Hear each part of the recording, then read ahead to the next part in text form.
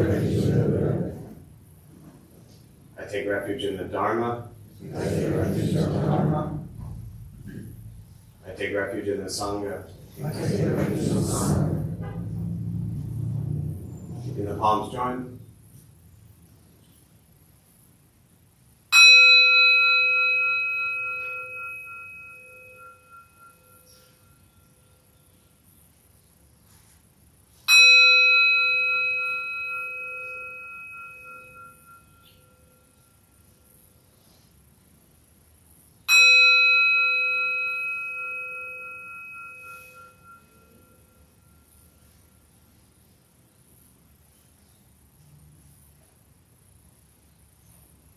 Put the palms down.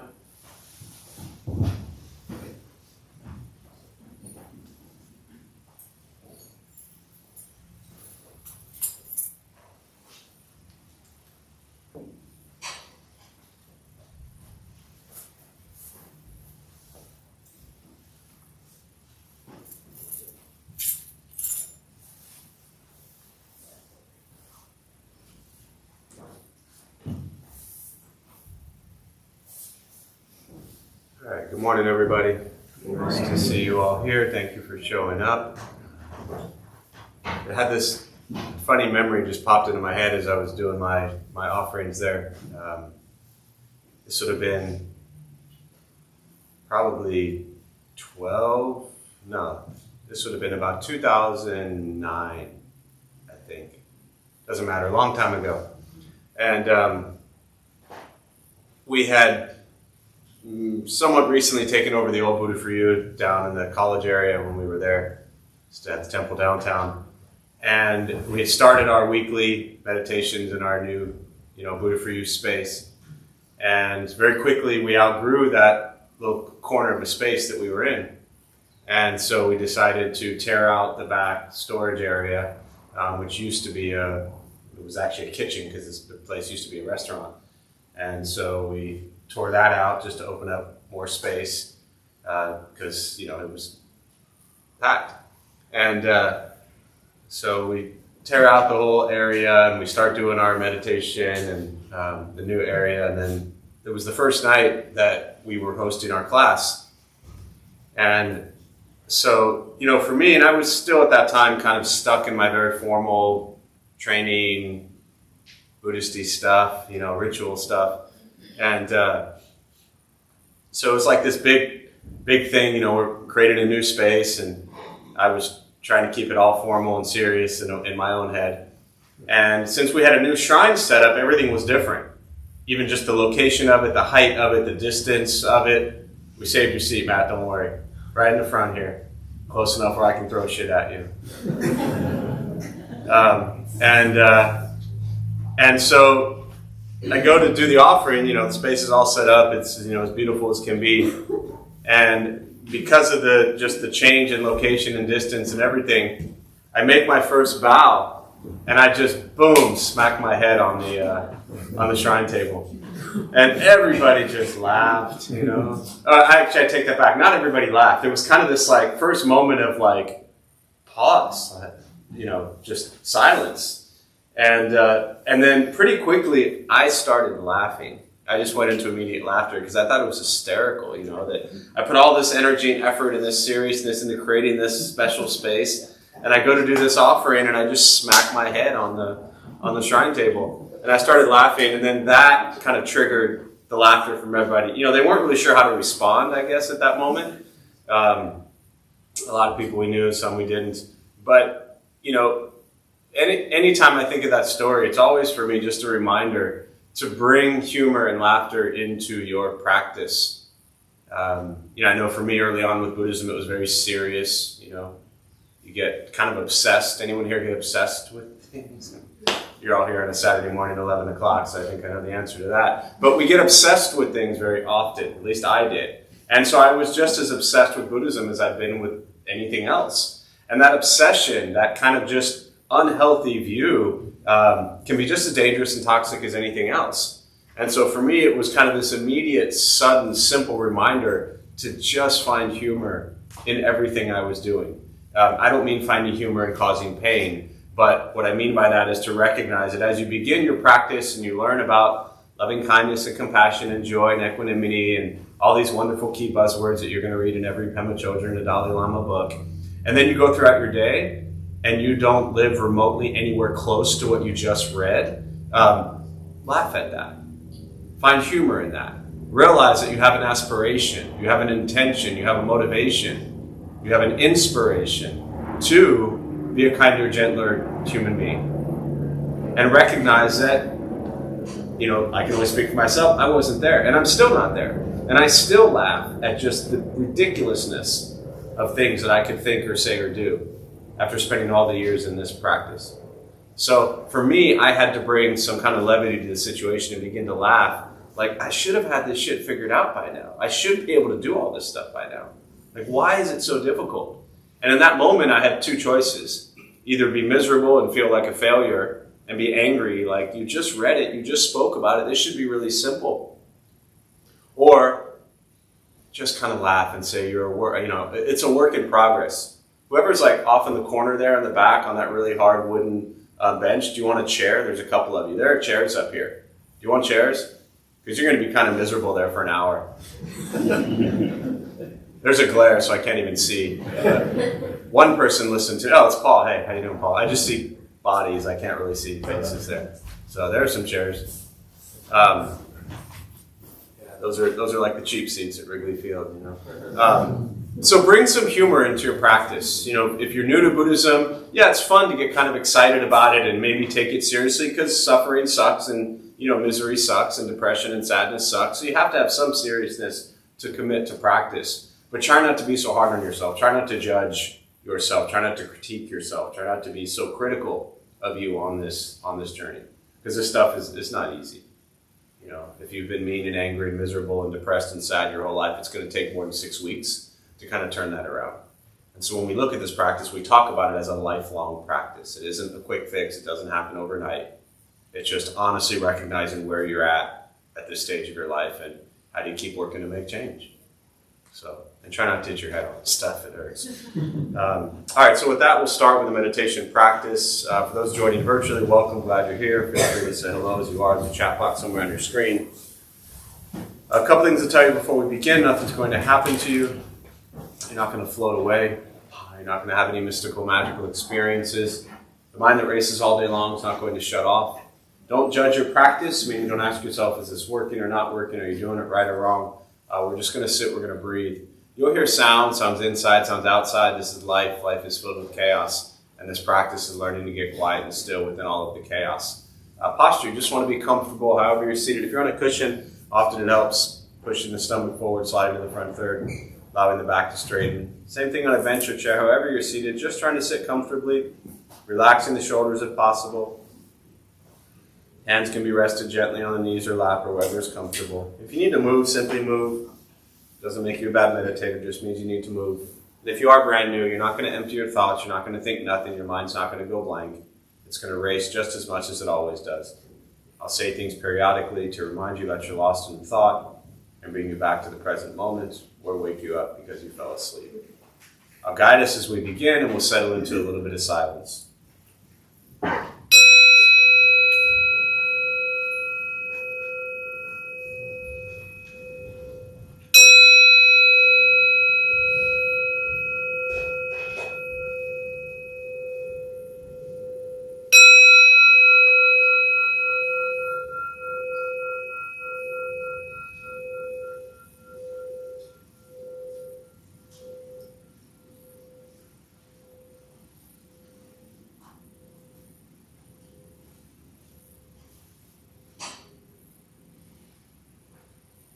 And starting with the eyes closed if comfortable, or slightly open.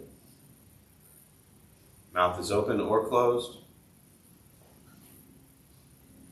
We'll start with taking 3 deep breaths, slowly.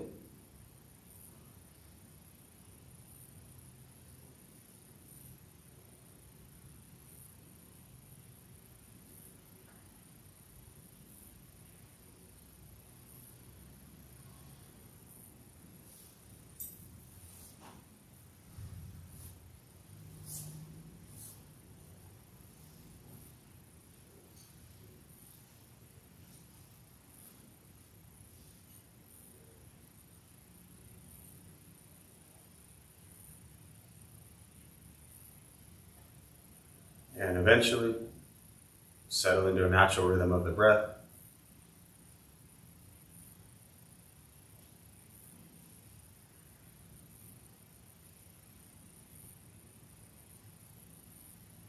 Noticing the mind as it wanders, jumping from thought to thought.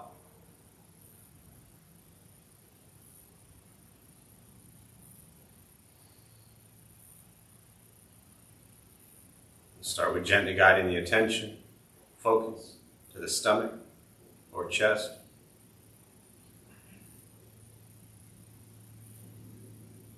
Breathing in, feel them rise. Breathing out, they fall.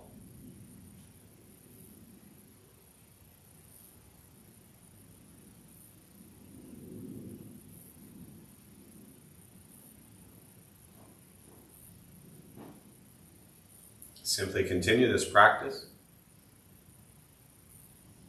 observing sensation of breath, expecting nothing but to sit and breathe.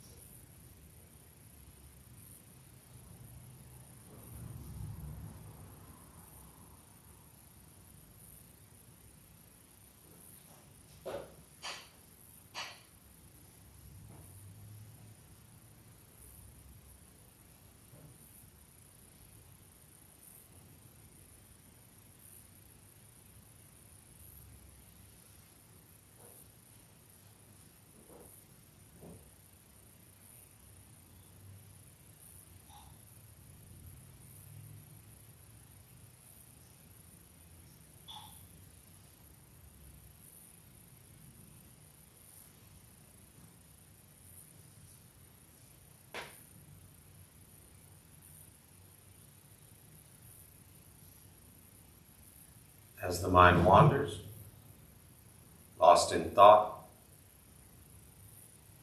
recognize it.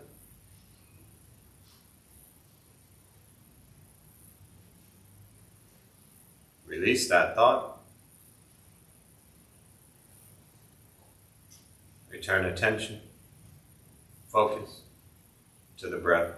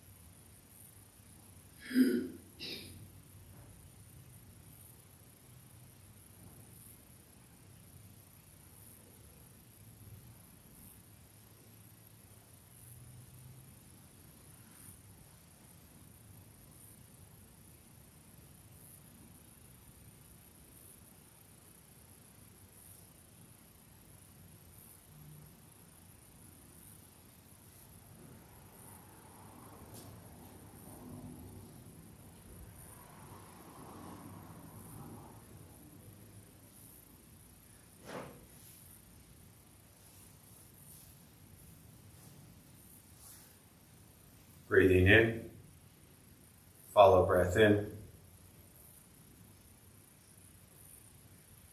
Breathing out, follow breath out.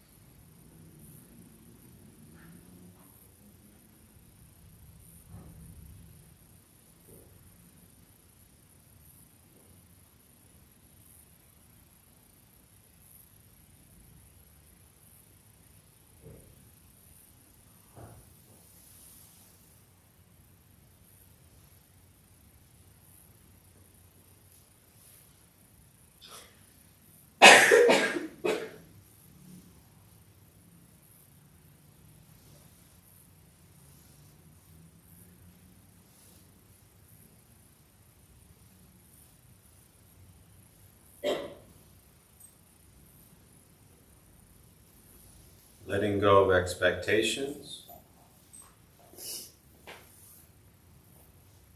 Letting go of judgments from your practice. Just sitting. Breathing.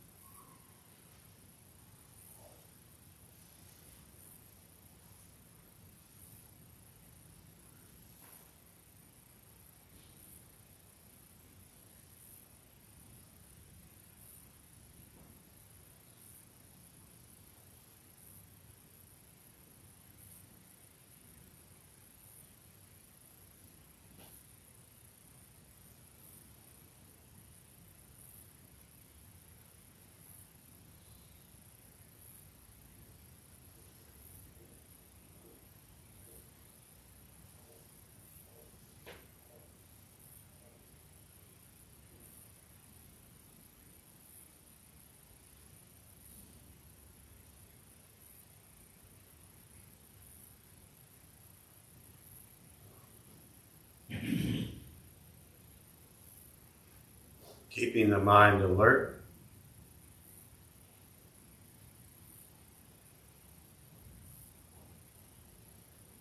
Aware of each sound.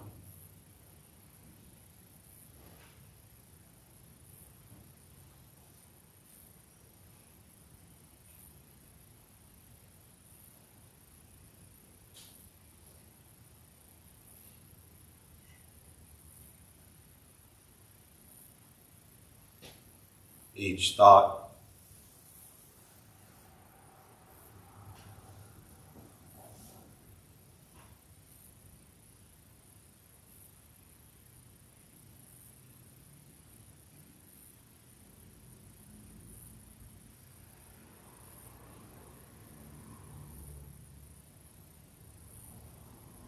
each physical sensation.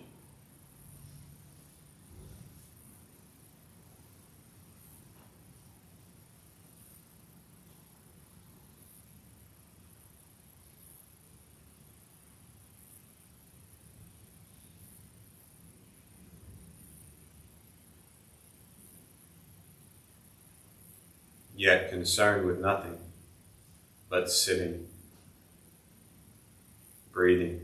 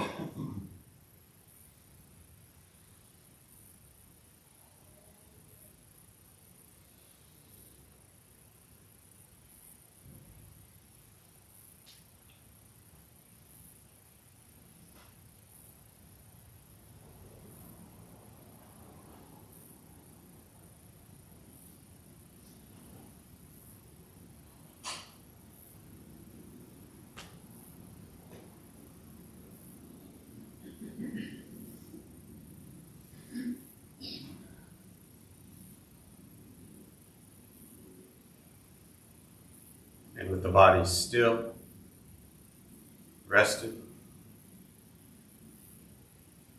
and the speech quiet, aware of all sounds, and the mind learning to settle. Know what it's like to just sit and breathe. Knowing with each breath, there's nothing else to do, nowhere else to go,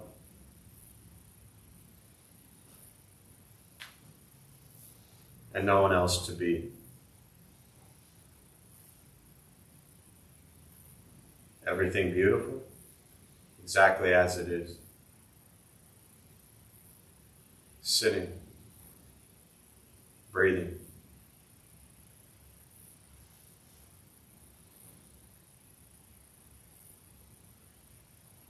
And once again, taking 3 deep breaths. slowly.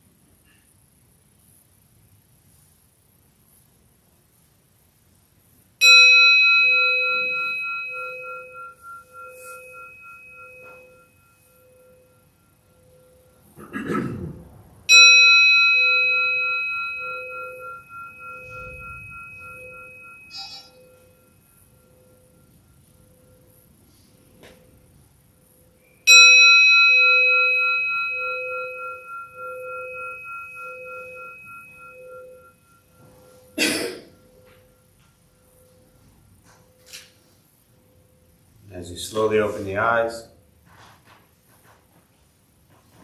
slowly beginning to move.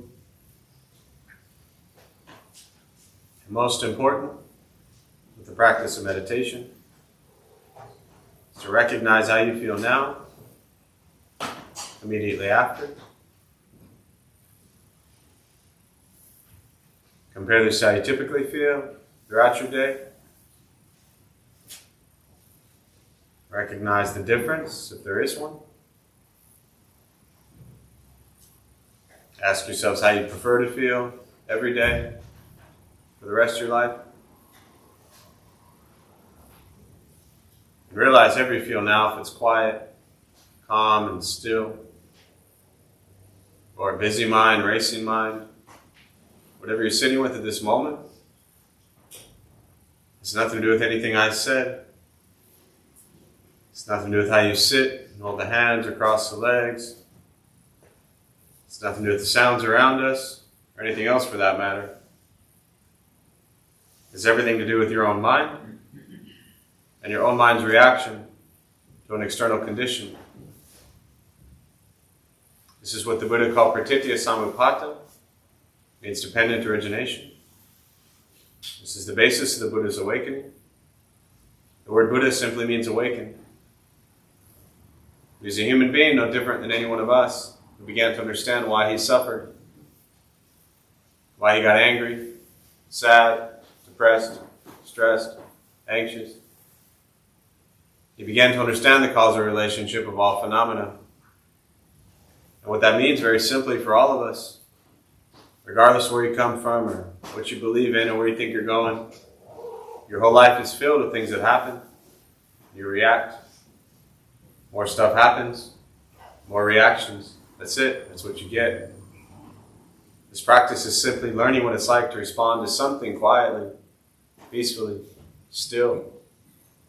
Because for most of us, the way you responded to the last 20 minutes is quite different from how you respond to everything else that happens throughout your day. So all you're working on is closing the gap where the way you feel now is closer to how you feel always. Just as driven, motivated, productive, successful, whatever that means to you in your respective lives. But with a mind that's steady, clear, focused, distracted by nothing, disturbed by no one. This practice is not easy. It's not necessarily fun. It's not an escape, as often people think it is. If your life is a crazy, hectic, stressed out mess, meditation doesn't fix that. It helps you become aware of your life being a crazy, hectic, stressed out mess so you can make changes in your life. Meditation is free. Buddhist practice is free. It's just sitting, breathing, learning to be kind to yourself and everybody else you encounter every moment of your life. We spend so much time focused on everybody else's mess, blaming everybody else. Everything that's going on is someone else's fault. This practice is learning to stay present and be mindful and aware of what you think, what you say, and what you do. This is not easy. Because it's a lot easier to just point blame towards others.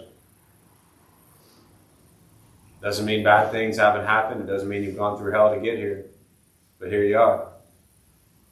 So this practice is learning to be in the present moment and taking care of your mind and heart moving forward. You can't change anything that's happened in the past. And most people spend so much time wishing this happened, wishing that happened, wondering why did this happen, why did that happen. There's so much time focused on everything that's going on in the past. And you're actually missing the opportunity to have a beautiful life now.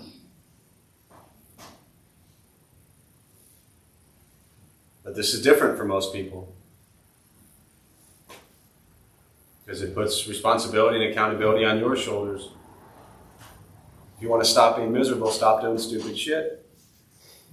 It's really simple.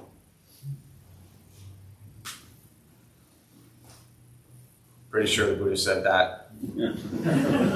Exactly. Yeah. I don't quote much, but you can quote me on that. Once we stop trying to change, fix, control, manipulate everything outside of us, and we work on changing our mind and our reaction to the world outside of us, life gets simpler.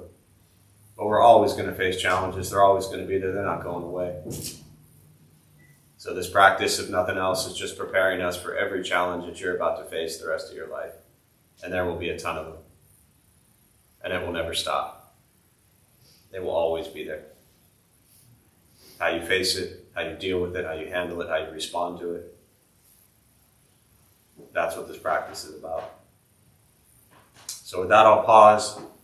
For me, I always prefer just to respond to questions, meditation, Buddhist practice, anything you're sitting with. And for those joining virtually, again, welcome, glad you're here. Feel free if you have any questions to put them in the chat box there, and I'll do my best to respond. So we'll use the rest of our time for questions. Yeah? So I had a question, and it was based on how I perceive myself based on judgment, and more of how I tend how I judge others, and how that reflects on me, and how I can improve myself.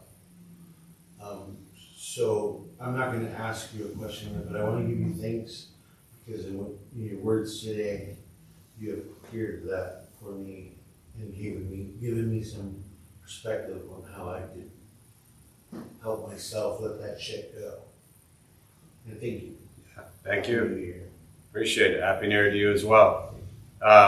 So just to kind of paraphrase, if I can, for those joining virtually didn't hear it, what you shared was that, you initially said you had a question and then said you didn't have a question, so that was great. And that, a lot of it was around kind of views and judgments towards yourself, that others have of you, how that impacts you, and that, this practice has, this experience just now helped you with that perception a little bit. Yes. And I think it's great. I appreciate you sharing it. And I never answer questions anyway, so it's good you don't have one. And since you didn't have a question, I'm going to give you a response. It's kind of how it worked. But not for you really specifically, just for everybody, because you're not the only one in here suffering from the perceptions that they have themselves, which have been triggered and caused by the perceived perception they have that others have of themselves, and then it's this vicious cycle. So there's a great teacher, Thich Nhat Hanh, a Vietnamese Buddhist monk, passed away a couple years ago. But one of the best teachings I ever heard from him was, actually from anyone, truly, but from him especially, he says, all views are wrong. Now, first time I heard that, I thought, that's wrong. Right? My perception, here's this, modern day, one of the most modern day enlightened people you would have ever come across, and he says all views are wrong. He says nirvana, which in Buddhism is freedom from suffering, he says is freedom from views. And to your comment, I think this is really applicable, not just for you, but for all of us in here, that when I first heard that, I had a view, and what I eventually sat with, and I still sit with that daily, is that my views of myself and the world are not necessarily going to go away. I'm not going to drop them one day just because I go to some Buddhist thing and some dude I don't know told me all views are wrong. I'm not going to walk out and be like, okay, cool, right? But what it helped me realize is that my views are just my views. And when I'm stuck in my views, I don't create any space for other people to have views. Every argument, every conflict, every disagreement in the world is because people have different views. You ever been in a fight with somebody? Argument? Oh yeah. Right? In that moment, you think you're right? Yeah. And what do you think the other person thinks about their view? Same thing. Not that you're right, but that they're right. And there you have all the conflict, right? And then you're arguing and you realize that, wait a minute, you were wrong. Maybe they are right. And then you argue just to win the argument, even though you already knew you were wrong, so you could at least leave feeling a little bit better about winning an argument. And this idea of all views are wrong applied to self is really what this is about with what you shared. Because everybody has a perception of you. Every single person in this room, every single person outside of this room, every single person you've ever encountered in your entire life will have a perception of you. Are they right? Is that just their view? If you line up 10 people and tell them to talk, what's your name? Levy. And they say, 10 people say what they think about Levy. It's going to be 10 different things. And then Levy forms an opinion of himself based on all those views. And the danger is you start to believe those views. You start to think that those are right. Because that's what everybody else thinks and has told me, so then I start to believe them. And then you come from that place. So this idea that all views are wrong doesn't just apply to people's views of you.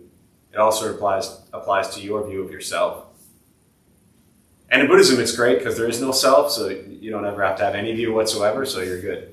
You can just let that shit go. What's that? You can just let that shit go. Yes, you can let that shit go. Yeah. But all views are wrong, I found to be an incredibly beautiful teaching when you get stuck on a view of yourself or others, and that where you're stuck just is driving you to be miserable and angry and frustrated. And realize everybody's just, they're coming into every situation with their own individual views. And that's it. It doesn't mean they're right or wrong or good or bad. Or, now of course there's some views we would all say are bad, and there's some views we would all say are good, but there's a ton that we're just going to argue about. So, where are you stuck in your own views, and where do you think that you're always right? Start there. What else? Yeah. So I'm in a 12-step recovery program, and I'm up to the 7th step and struggling, quite a bit. The group I'm in feels a little Christian-y, based in the idea of sort of turning your character defects over to your higher power. My sort of group mates seem to be having an easier time with that, I think, because of their belief in a personified deity. Sure. And I'm just sort of struggling with how to get my arms around that. So I just wanted to know if you had any thoughts about it. Yeah. You see that guy Al behind you? He is now your higher power. He's a good guy. I've known him a long time. So you can just turn all your character defects, which I'm sure is a short list anyways, right? 6 or 7 of them. It's not, right? Give him a break. Come on, right? So that list of character defects, just give them to Al.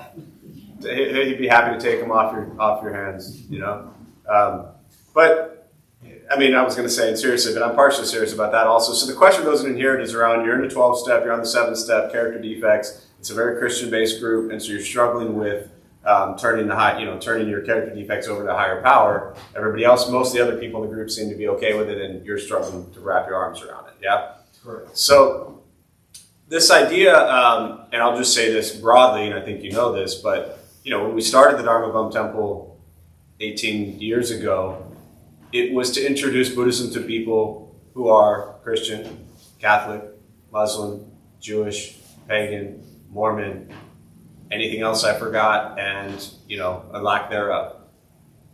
So you probably know this, but for many of you who don't know this, or maybe here for the first time, quick show of hands, how many of you in this room are Buddhist? You got 1.5 hands. Nobody here is Buddhist. Nobody here comes here to be Buddhist. Nobody's trying to be Buddhist, right? They're just trying to be peaceful and happy. If they claim Buddhism as that practice and path that's going to help them be peaceful and happy, then wonderful. So I just want to start there anytime anyone asks a question about, various religious views, is that the problem in and of itself isn't the religion. It's our views of it, our attachments or our dislikes of it, or our struggles with this idea, and I'll get to this in a minute, of turning something over to a higher power, if in fact you don't believe in a higher power. Right? If you don't believe in a higher power, then who are you going to turn it over to? That's why I gave you Al. Right? It solves all your problems. Right on now. So let's come back to how to practice. And so as you know, we have a huge recovery program here. Probably close to 40% of our Sangha here is in the recovery. And so we have classes all week on Buddhist recovery groups. I'd say half of those people are just like you. Problems with the higher power. Half of those people, no problem with it whatsoever. And they're cool with it. Ultimately, the question is, where's Dave at with that? And if you struggle with turning over to a higher power, then that's not going to work for you. But from a Buddhist lens, looking at recovery, and as someone who's never been in recovery, right, so I can't speak to it. I've worked in it for literally 25 plus years, but never been in it. I've never walked the steps, so I can't be in your shoes or anybody else's shoes. But what I can say from a Buddhist lens of being around the recovery world for so long is that most important, I think, from a practice standpoint, is if you're struggling with turning it over to a higher power, just recognize you got to turn it over somewhere. That if you, according to Buddhist teachings, are the cause of all of your problems, which for those who are new by Buddhist teachings, you are the cause of all your problems. So if you didn't know that by now you know. You are the cause of all of your problems. So the question is, if you caused, and this is where the challenge comes in, and I highly recommend spending some time around Buddhist recovery groups as well to balance it out and see, because they'll speak to it much better than I will. But if the challenge is turning this stuff over to something or someone, you first have to recognize that you caused the problems that you're trying to turn over. Well, clear on that. You got that part. All right, cool. So you're making progress, right? But ultimately, to me, it's really simple. You're either going to stay in those groups and benefit from them or not. And you can learn a lot about yourself in any group, So, but if it doesn't work for you, it doesn't work for you. I get it. But in Buddhism, and that was kind of my joke about Al, you're not turning your problems over to anybody. But you're recognizing that you need help. And also recognizing that while we have people along the way to help us, we have to do it.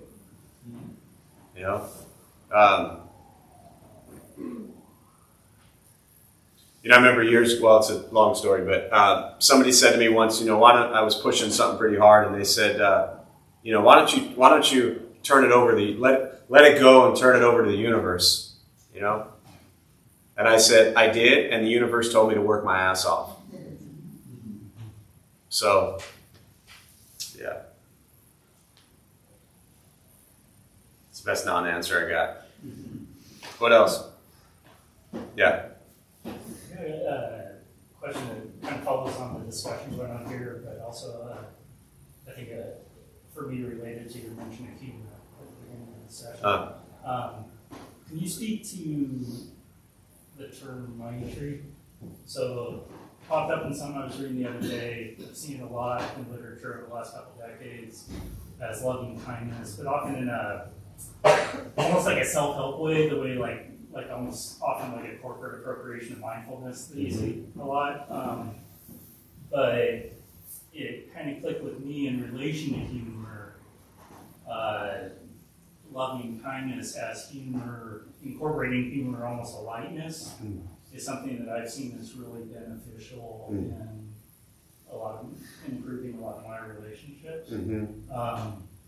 But yeah, what can you say about that term? And So the question for those who didn't hear it is just around, in essence, loving kindness, and how do we apply, when I was talking about humor earlier, how do we apply more loving kindness to ourselves?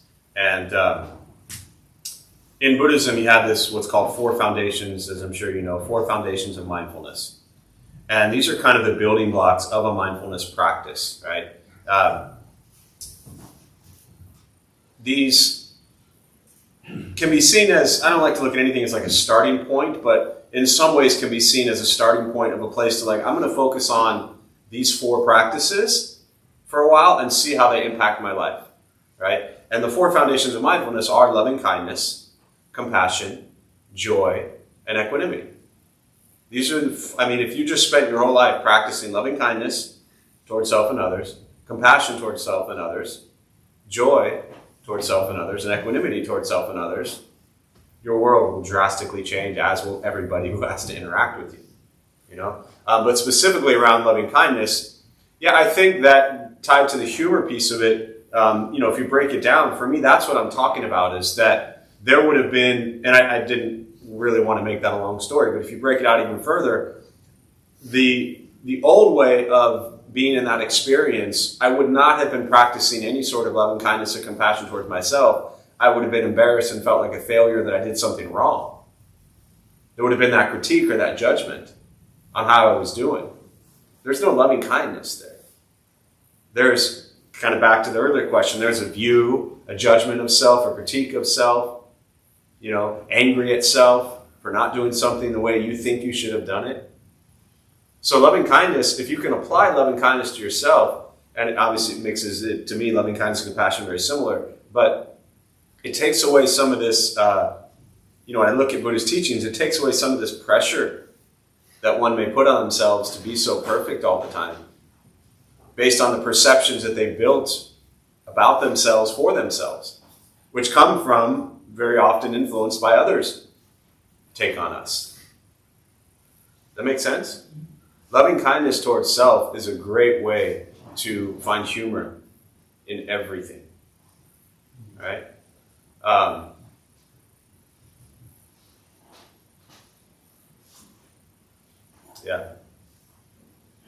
What else? I just see a hand in the back. Yeah. So, what's the best way to forgive myself for things I've done in the past? I can let it go and finally be present and just move on. Because sometimes I think I keep reaction, why did I do that? And all this whole stuff. So the question is, what's the best way to forgive yourself so you can move on and actually live in the present? There's like 17 questions in there, right? Let me start by this. The simple answer, and you said to let it go. This is important. So you said, if I heard correctly, to let it go so you can live in the present. Yeah. I hate the phrase let it go, right? I'm just not a fan of letting it go, because letting it go sounds like you're dismissing it as if it didn't happen and it doesn't matter. If you want to forgive yourself for things you've done, forget steps for a minute. You don't need to let it go. And very often, I don't suggest letting things go the way we tend to think of it as letting it go, as a healthy practice, because often it's very dismissive. Well, I'm over it. No, own what you did. You harmed people. Why do you want to let that go? We'll come to the forgiveness piece in a minute. But you shouldn't let that go. You should hold on to that. You should own that. You should be I don't like to say you should. As a practice, begin to ask yourself, can I face this? Can I look at the harm that I have caused to people and places and things? And have loving kindness towards myself for having done that, and realize how wrong it was and how harmful it was. You know why I don't want to let that go? Because I don't ever want to forget what I did. So I'm not a fan of letting things go. There's 2 parts to this. Does that make sense so far? Yeah. Letting it go, again, I'm repeating myself, but it's almost like, yeah, I did that, I'm over it. See ya, sorry, you deal with the pain the rest of your life, but I've let it go. No, hold on to that, because that will motivate and inspire you to stop doing things. Are you going to have opportunities in the future to possibly repeat some of the same mistakes you've made in the past? And are you going to have opportunities in the future to harm people that you really don't want to harm? Yeah. So don't let it go. Open it up and hold it. And look at it. This is the harm I caused. I don't want to do that to people anymore. The second piece is when you open up and hold it and look at it, which is very raw, very difficult, very emotional. Do it in a way where this gets to your forgiveness piece, where you stop hating yourself for doing it. If you can apply loving kindness to yourself for things you've done in the past, this kind of forgiveness piece also falls away because you recognize that what you've done, my master always taught 3 things around forgiveness, right? This whole idea. 1, recognize what you did was not in line with these teachings, loving kindness, compassion, joy, equanimity, generosity, morality, patience, all wrapped up in our ego. When we harm people, it's all about our ego in most cases. So recognize 1, what we did was not in line with these teachings. 2, apologize. If it's healthy and safe and okay to that person, then great. If it's something from 30 years ago, they're probably over it by now, and they don't really give a shit that you're going to your Buddhist stuff now and you want to apologize, right? So find Al and apologize to Al. But apologize to somebody that, means something to you, so you can genuinely apologize for what you did. And 3, vow to not doing it again. Everybody's so wrapped up in wanting to forgive themselves. It's like, welcome to America. Let's forgive ourselves for all the harm we've done. Own the harm that you've done. But with love and compassion and kindness towards yourself. Drop this idea of forgiveness. I'm a big fan of forgiveness. Huge. It's critical to forgive yourself and others. And at the same time, I'm saying, drop the entire concept of forgiveness. Break it down further than that. Stop harming people. Recognize you did things when you were hurting. You don't need to forgive yourself. You need to love yourself for what you did. Very different.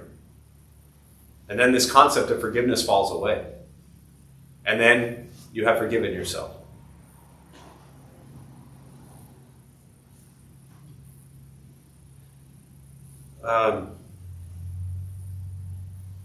So there's a question here. Loving yourself seems to mirror selfishness when you look at it through a religious lens. It's almost as if taking care of yourself is sinful, and yet we have to be good to yourself first. For me personally, I'm not looking at anything through a religious lens. I see the teachings of the Buddha. It's a 2,500-year-old religion. Yes, absolutely. But I see the teachings of the Buddha as a philosophy and a way of life. And I think to your question, great question, and I'm glad you bring that up. But loving yourself, to me, there is no selfishness in loving yourself. So I'm not sure. I just see a name and words on a screen. But my guess is this is heavily tied into however you were raised, however you were brought up, whatever you were taught. You got the word sinful in there. You got the word religion in there. All I can tell you is from the Buddhist teachings, loving yourself and taking care of yourself is important. But the intention behind what you're doing, meaning very often we can love ourselves and want to take care of ourselves, and it can be very selfish. So we have to look at, is this love that we're giving ourselves or taking care of ourselves, how is that impacting and benefiting others? And nobody can answer that except you. And if you're asking the question, you'll probably know when you're, practicing love and compassion towards yourself, are you being selfish or not? But don't look at Buddhism to define that. Nobody can define that except you. And most people, when they're doing things, if we're honest with ourselves, we know that we're either being selfish and it's all about us or it's about others. What else? Go here and then, go ahead. What do you think about self-talk, mantras, affirmations, and its relationship to maybe meditating? And, is that like a walking meditation? Do you feel like it's worthy of time? What do you think? So the question around, mantras, self-talk, affirmations, things like that, its relationship to meditation. I mean, everything is related. So it's important to understand that meditation is not this escape. Ultimately, meditation, you look at Buddhist teachings, it's a concentration and focus on the present moment. So if you're eating a sandwich, that's a meditation. If you're actually paying attention to eating a sandwich. If you're walking, it can be meditation if you're actually paying attention to walking. Whatever you're doing, if you concentrate and focus on it, that is your meditative practice. If telling yourself good things about yourself is beneficial for you, do it. Simple. You want to do that while you're walking, want to eat a sandwich, whatever you're doing, the healthier views that you have of yourself are good for you, but no different than what I said earlier. Ultimately, if all views are wrong, that means that your healthy views about yourself are also what? Wrong. How do you feel now? That sucks, right? You gotta look at it all the way around. Again, every therapist, psychologist, whatever tricks they're going to tell you to keep yourself healthy and happy, do them. I just said this last week, but Stuart Smiley, old Saturday Night Live, gosh darn it, you're good enough, you're smart enough, and people love you. So all the positive reinforcement you can tell yourself. Big fan, yay, do it, it works. But at the same time, why do you have to always have a story about yourself? Ultimately, Buddhist practice is dropping the freaking story. And that's why I always say therapy, important. Half the people here are therapists, half of you are in therapy, and half the therapists are in therapy. So therapy is important. If you're on meds, stay on your meds. Don't go to Buddhism for 3 weeks and then drop your meds. I mean that very seriously. But they're different. Buddhism is not therapy. Buddhism is a way of life. And when you live with loving kindness, compassion, joy, equanimity, we live with generosity, compassion, and wisdom. When you live with these teachings, this idea of having to tell yourself anything about yourself falls away. The problem lies in everything you've been telling yourself all your life. So why use the same thing that is the problem, which is you telling yourself you're not good enough? Why use that same tool and spin it so you feel better about yourself? That's also an illusion. Stop telling yourself anything about yourself. Just do good shit. To me, that's been the most important part of this practice, is not trying to define who I am. Am I this? Am I that? Should I be this? Just do good stuff. When you do good stuff, you feel good. It just works that way. That's the practice. We'll do one more before we close. You heard the bells, huh? They're 2 minutes ahead of us, so we're good. But yes, I do hear the bells. Yeah. Isn't it nice? We didn't need our own bells. The church got them across the street for us. So they were here when we moved in. What else? One more question. Yeah, in the back. Oh, I'm not really sure how to phrase this, but recently I've been thinking a lot about how the viewpoints of others very heavily and sometimes negatively impact my reaction to current situations that I'm in. Even if I might not agree with what those viewpoints of other people are, I find myself sort of playing to what their narrative is versus what I think my own should be. And I'm struggling with and curious to get your viewpoint on how do you not let those viewpoints sort of feel, I want to say your ego, I'm not really sure what it is. I feel that a lot of this for me is very ego-based, and that my ego is being influenced by others' viewpoints of what they think I should be doing versus what I think I should be doing, and it feels like this sort of struggle. Yeah. So I'm not really sure. Sure. What the question is there, if that makes sense, but Yeah. No, it makes sense. Thank you. So the question, to paraphrase it, is around how to kind of, you didn't say the word protect, but that's what comes to mind. How to protect yourself from being so heavily influenced by other people's narratives and stories. And I think the first piece is to recognize that, everyone's going to have their narrative and story. One of the most beautiful things, I think, in Buddhist practice is to understand causes and conditions. And that everybody's views have come from everybody's experiences their entire life. just like yours. And it's impossible for two people to have the exact same experience their entire life. Therefore, we have millions of views. This part you already get. But to really understand it is to understand that each person is going through their own life's experience. They've had trauma, they've had loss, they've had pain, they've had suffering, they've had misery, they've had happy and joy and all those good things too. Just like we have. And a range of both. The question is, when you hear someone's view, can you see the endless causal condition? Somebody asked us last week, but pratitya samupata, at the end of every meditation, I say dependent origination, the basis of the Buddha's awakening. It's understanding the causal relationship of all phenomena. So what led that person to that viewpoint that you are stuck on? All you hear is that view. And all you see is that view. You're not thinking about their life. What led them to have that view, are you? No. She shook her head no, just so you know. You're thinking about what you heard. You don't know what they've gone through. You don't know anything about them. You don't even know who they are. Or you do. Either way. I mean, you could spend your whole life next to somebody and still not know every experience they've gone through. So it starts with understanding, this gets into emptiness teachings, but it starts understanding that the emptiness of the situation is that everything is possible, meaning you have no idea what their life is like. And when you can take that mindset into a situation, you begin to realize, like, why am I going to let their views bother me? They're their views. I got a bunch of views that people... Do you have views people don't like? You're not sure about that, are you? Do you have views that people don't like? I'm sure I do. But you won't even admit it. Do you see how stuck you are? You won't even, like... There's a glare and I can hardly see your face, but when I said, do you have views people don't like? I didn't see your head move. And then your response was, I'm sure there are. Let's rethink this. My master always said, when you ask questions, don't look for answers. Rethink your question. The question here I'm asking you is, do you have views that people don't like? Why is that so? What I would do if I were you is I would spend the next 6 months asking yourself, why is it so hard for me to admit that? Because the answer to your question has nothing to do with them.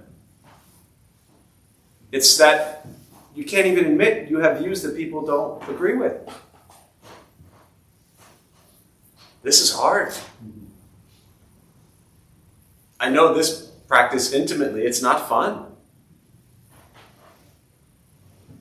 So that's where it starts, is recognizing they've had their own experiences, and to many people, your views are wrong. It doesn't mean you have to abandon them or change them. It doesn't mean they have to go away. But to millions of people in this world, your views, my views, everyone's in this room's views are wrong. To endless people. And can we come out of that to create dialogue, conversation? And I'll close with this for anybody who's maybe new. I'm not suggesting that there aren't terrible, horrific things going on in this world, right? See these things, create change.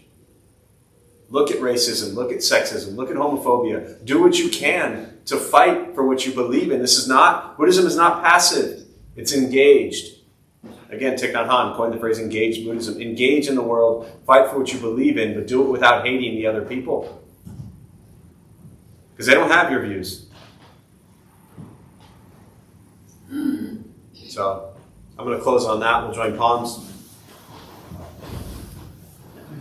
May the benefit of this practice be shared with all beings in all directions. May all beings be at peace. May all be free from suffering. May any merit gained from this practice be transferred to Mark Miller and Stephen Hendricks during their time of rebirth. May all beings be at peace. May all be free from suffering.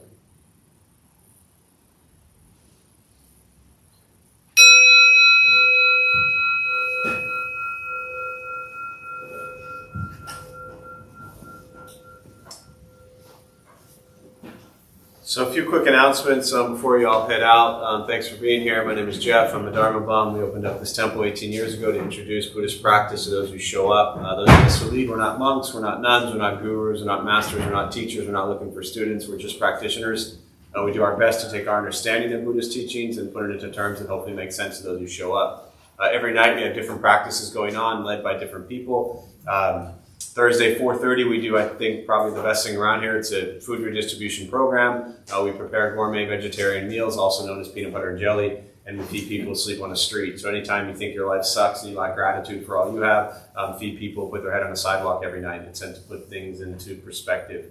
Other than that, for those who didn't get the announcement, Kevin Griffin, who was going to be leading tomorrow at 10 at the Recovery Sangha, he is sick. He's okay to my knowledge, but he let us know yesterday, the day before, that he's unhealthy and not going to be traveling down from the Bay Area. So we'll still have our normal Sunday 10 a.m. Recovery Sangha, but it won't be led by Kevin Griffin. Other than that, thanks for being here. Buddha for You is downstairs if you need anything. Please watch yourself going out.